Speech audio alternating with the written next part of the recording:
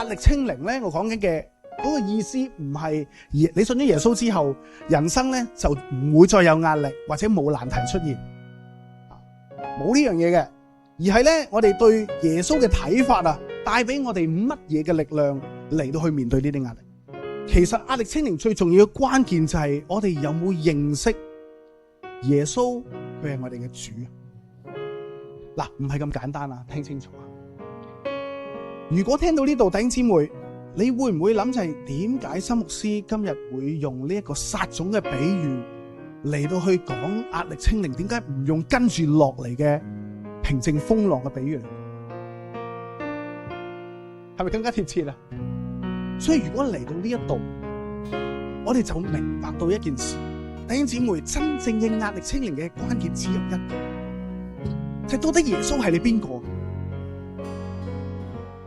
你好坦誠嘅問下你自己，耶穌係你邊個？耶穌話：只要你凡我所見，就必得着。點解會用一句話？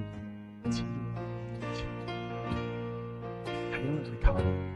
必須符合上帝嘅旨意，上帝喺你生命嘅呼召，上帝喺你生命裏面嘅形象，上帝俾咗你年輕嘅時候嗰個負擔，到今日耶穌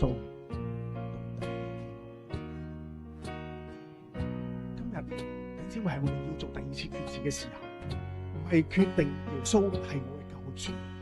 係我哋要做第二次決志，打開我哋嘅生命嚟去迎接耶穌，成為我哋生命嘅主，我哋先係真正進入呢個信仰。